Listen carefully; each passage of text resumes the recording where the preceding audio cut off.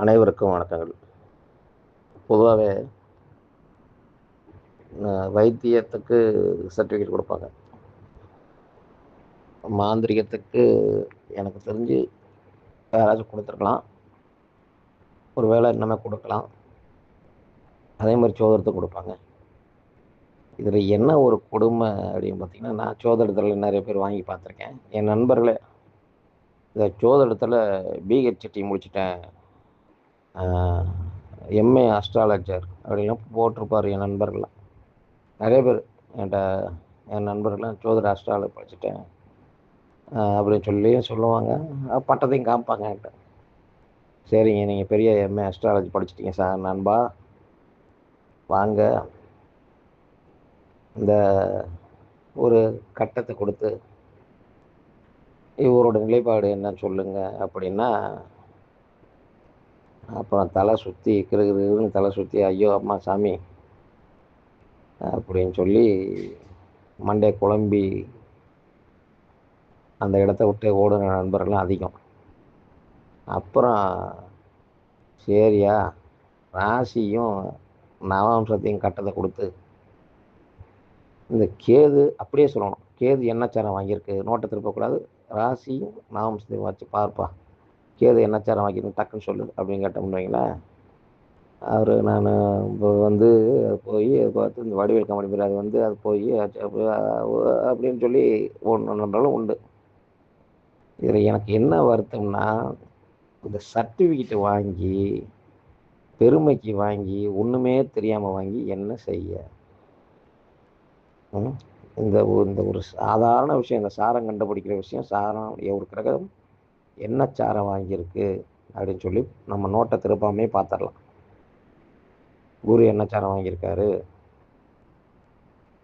அப்போ மேச மண்டலம், சிம்ம மண்டலம், தனுசு மண்டலம், இப்படி 3ஆக பிரிச்சிருக்காங்க சோதனத்தை கட்டத்துக்குள்ள. மேச மண்டலம், சிம்ம மண்டலம், தனுசு மண்டலம் அப்படின்னு பிரிச்சிருக்காங்க.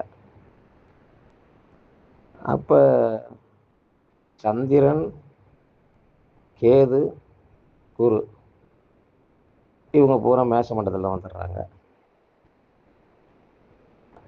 அப்புறம் பார்த்தீங்கன்னா சனி, சுக்கிரன்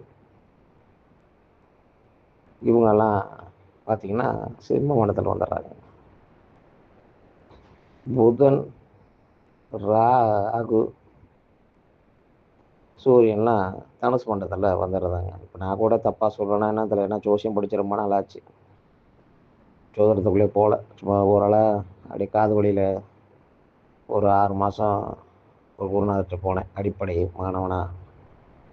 ஒரு 20 வயசு இருக்கும்போது போனேன். இப்போ எனக்கு 40 கடந்துருச்சு. அப்போ வச்சதை ஏதோ நான் வளர்றப்ப நம்ம பட்டமெல்லாம் போட்டுக்கிறது கிடையாது.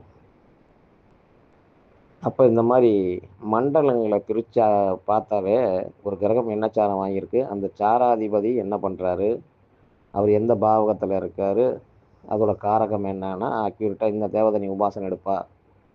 அப்போ ஒரு ஜாதக கட்டத்தில் இன்ன ராசிக்காரன் இன்ன நட்சத்திரக்காரன் இவன் தான் ஜோதிடம் மாந்திரிகம் படிக்கணும் அப்படின்லாம் இவங்க சொல்லலை. இவங்களா திரைக்கதை வசனம் டைரக்ஷன் எழுதிக்கிட்டாங்க, அது வேற.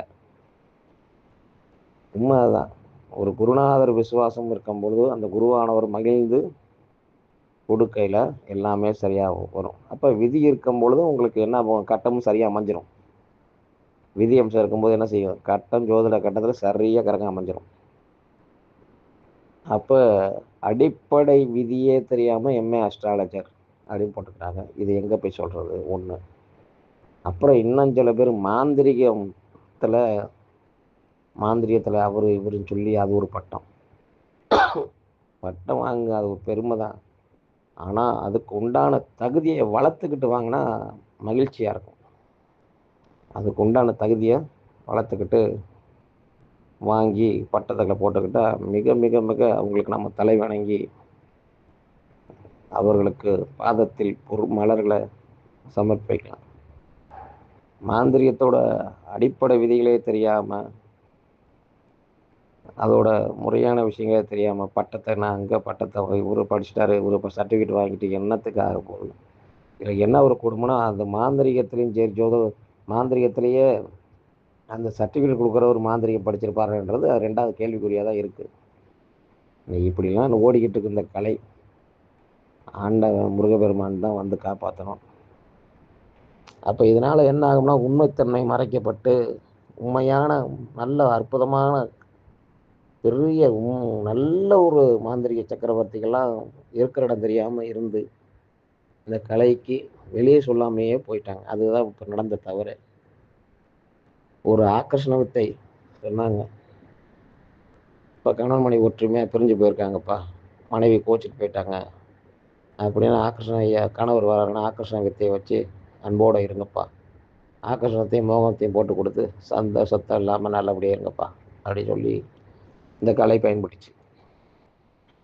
இன்னைக்கு எதுக்கு பயன்படுது அப்படின்னு பார்த்தீங்கன்னா, கணவன் மனைவி பிரிஞ்சு போனால் தேடி வர்றது ரொம்ப கம்மி. அதுக்கு பதில் வேறு பிரிஞ்சு போனால் தான் தேடி வர்றது கூடிய அதிகம். இப்படி தான் இருக்குது. என்ன பண்ணுறது? ஒன்று. அப்புறம் குழந்தையில்லா தம்பதிகளுக்கு குழந்தை வரம் கெடுக்கிறதுக்கு என்னப்பா வைத்தியம்? இப்படிலாம் இந்த கலையை வளர்த்தாங்க, நல்லது செஞ்சாங்க. இந்த சிறு குழந்தைகளுக்கு மாந்தம் முடிச்சுக்கணும். அதுக்கு இதெல்லாம் சின்ன சின்ன விஷயம், இதெல்லாம் ரொம்ப எளிமையான விஷயம். இதை சரியாக செஞ்சாவே நல்லதொரு வருமானத்தை ஈட்டி நம்மும் நல்லா இருந்து வரவங்களுக்கும் ஒரு நல்ல பேர் எடுத்து செய்யலாம். அதெல்லாம் விட்டுட்டு இந்த குரு எம்ஏ அஸ்ட்ராலஜி, எம்ஏ மாந்திரிகர் வச்சு எதுக்கு? ஒன்றுத்துக்கும் ஆகாது. ஒன்றுத்துக்கும் ஆகாது. அதுதான் உண்மை, சத்தியமான உண்மை. அப்போ இவங்கெல்லாம் அந்த யூடியூப்லேயோ இதுலேயோ வர்றதெல்லாம் பார்த்தீங்கன்னா, இவங்களாம் இப்போ உண்மை மாந்திரியத்தை அறியாதவர்கள் தான் நான் சொல்லுவேன். உண்மையான மாந்திரிகரை பார்க்காதவங்க தான் நான் சொல்லுவேன். சத்தியமான உண்மை. அப்போ நேற்று